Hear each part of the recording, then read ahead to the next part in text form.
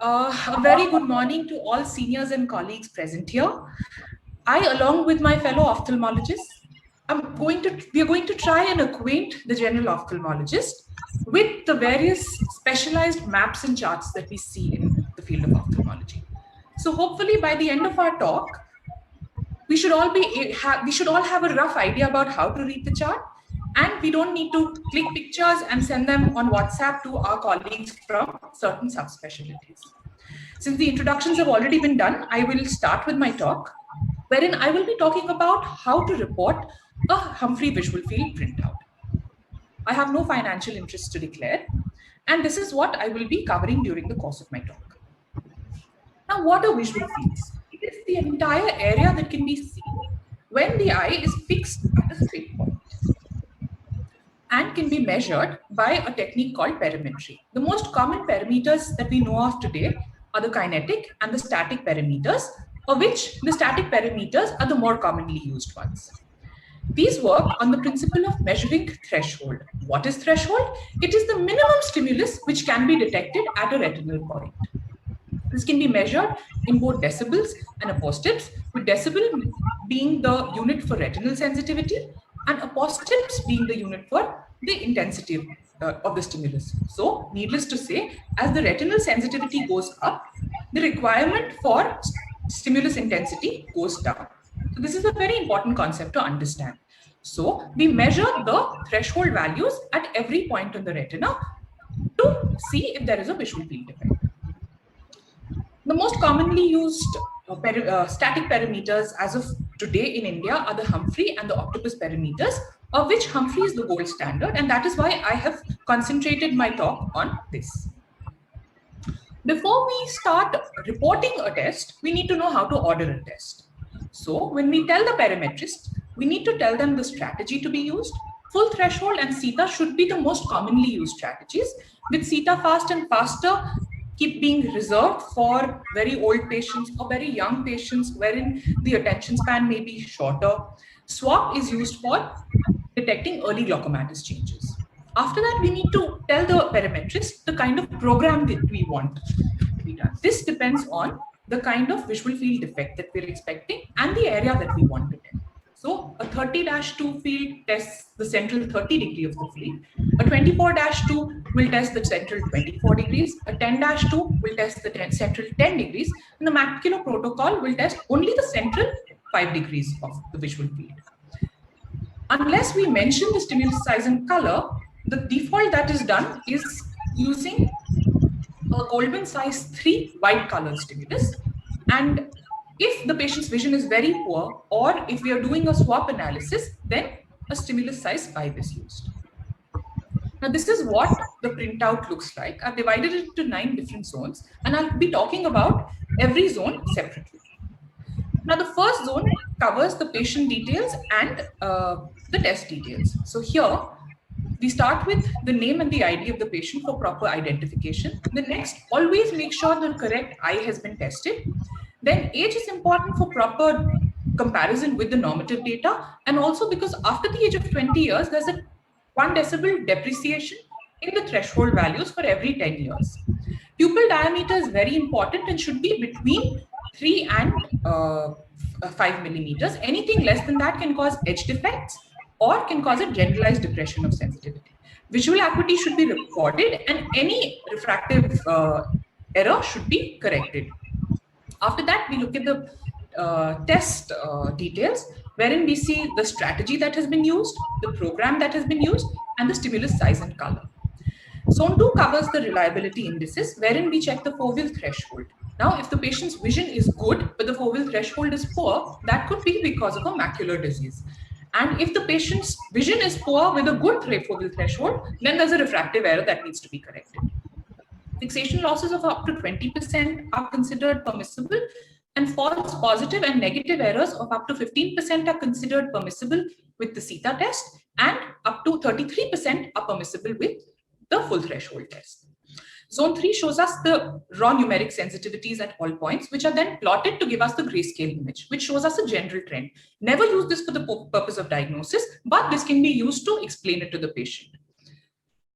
For residents, when you look at the various grayscales, you should be able to tell which one is which, because 30-2 and 10-2 look very similar, the only difference being the presence of the blind spot. The total deviation plot is what the fifth zone covers, which gives us a numerical plot and a probability plot. This area shows us the generalized depression of sensitivity. And the sixth zone is a modification of the total deviation plot and shows us any localized loss of sensitivity. Zone 7 covers the global indices, wherein we have the mean deviation, which is an aggregate of all the values on the total deviation map.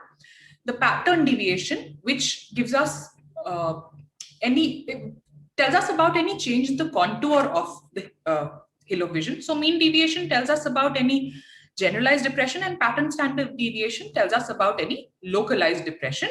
And the visual field index, which correlates very well with the ganglion cell layers of the retina. So a value of 100% means completely normal fields, and a value of 0% means complete blindness on that particular parameter. Zone 8 covers the glaucoma hemifield test, which compares the superior and the inferior fields, and mirror image areas are compared. So this can be reported as outside normal limits, borderline, a general depression of sensitivity, abnormally high sensitivity, or within normal limits. The last zone, or zone 9, covers the gaze tracker. Here, the lines going upwards show us the amount of deviation that has occurred during the test, and the lines going downwards tell us about the times when fixation could not be monitored. Besides this, we also need to know the Anderson's criteria. What are these? 3 or more congruous non-edge points in the typical arc weight area depressed to a p-value of less than 5%, and at least 1 point depressed to a p-value of less than 1%, a pattern standard deviation or a corrected pattern standard deviation with a p-value of less than 5%, and glaucoma hemifield test outside normal limits. This must be demonstrated on at least 2 consecutive fields. So when we look at a visual field report, we start with asking ourselves, is this reliable? So yes, this is reliable. So it doesn't need to be repeated. Are the tests within normal limits? Here, there is a scotoma on the total deviation curve plot. There is a scotoma on the pattern deviation plot. The Anderson's criteria are all followed. So definitely this is not normal. Are these definitive? Can be considered definitive, but can we say that this patient has glaucoma? No, we cannot. Never comment on a visual field report unless you've clinically seen the patient. And even then, whenever there is any kind of doubt, always repeat the fields to make sure that the modified Anderson's criteria are followed in the follow-up fields also. So when we look at this field, we look at the reliability indices which look okay. Anderson's criteria are not followed, and everything else looks fine. So it is safe to say that this is a normal visual field report. Here, 2 out of 3 of the modified Anderson criteria are followed, and there is a small paracentral scotoma on the total deviation plot, which remains on the pattern deviation plot. So we can suspect early glaucomatous damage here, but clinical correlation is very important. Here again, we see a small scotoma, which presents both in the total deviation as well as the pattern deviation plots. It follows the horizontal midline and is present in the nasal area. This is called a nasal step, and is also one of the features we see in early glaucomas. Here we have the clinical picture. There is an inferior notch with a coinciding RNFL defect. And when we look at the fields, they are reliable, and there is a superior arc weight defect. Modified Anderson's criteria also followed. So it is safe to say that this field defect could be because of glaucoma, but it is safe to get at least 1 follow-up field before we know for sure. This report shows us a superior arc weight with a small inferior nasal step.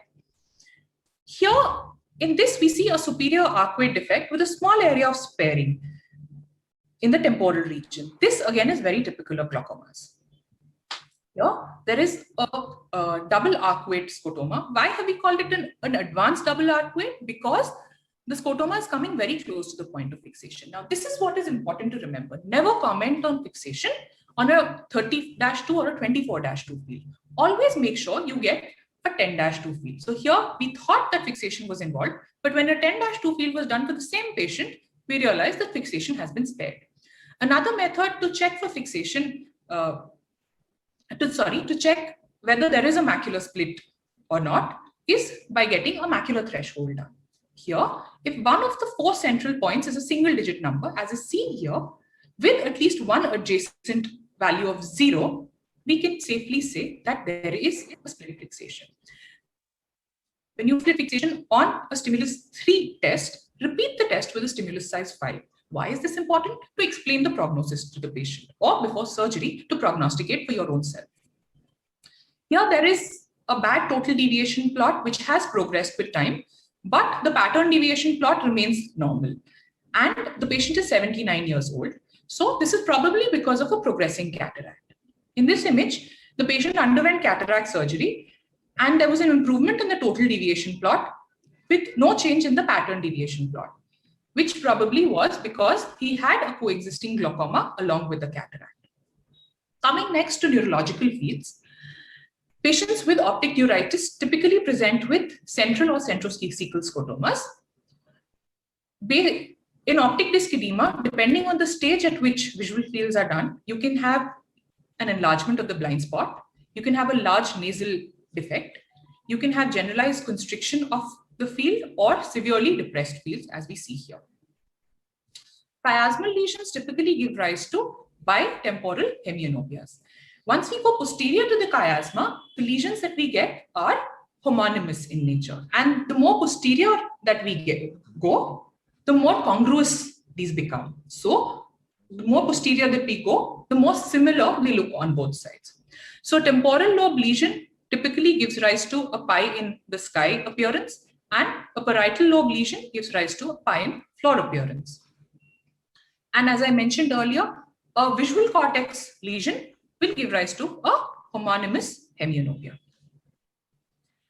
It is also important to know about all the artifacts that can occur on the field while performing the test. So we see this patient, the pattern deviation has improved. So does that mean that this patient's glaucoma is reversing? No, not at all. Always remember there is a learning curve, and most patients take up to 2 to 3 tests to be able to understand how to do the test properly. So here we actually see there's a low test reliability in the first field, which improves in the second field. Now this was a young, healthy patient who had gotten her fields done, and the perimetrist came running to me and said that, "Madam, ye nahi dekh pa rahi hai." When I examined the patient, she had a moderate scotoma. We taped her eyelid and repeated the test, and it was normal. So always remember, make sure if the patient has ptosis, make up for that by probably taping the eyelid. I mentioned earlier, it's very important to know about the patient's refractive error. Besides preventing any generalized depression of fields, it is also because very high refractive errors can give rise to trial lens artifacts. So for patients with very high refractive errors, it is better to get them to wear a contact lens, And last but not the least, the cloverleaf pattern, which is seen in patients with very high false negative errors. So here what probably has happened is in the initial part of the test, so you can see the initial test points that have been tested. In the initial parts of the test, the patient was very attentive, but lost attention as time progressed. So if you see something of this sort, this is called a cloverleaf pattern. Always tell your patient to come back again in a well-rested state, probably at a time when your clinic is not very busy, so that the patient can do the test aram se. And no mention of visual fields is complete without talking about the Advanced Vision Analyzer, or the AVA, which is a portable visual field analyzer. And the advantage that it has is that the report is very similar to the Humphrey perimetry. So for the clinician, the learning curve will not be very steep. Thank you.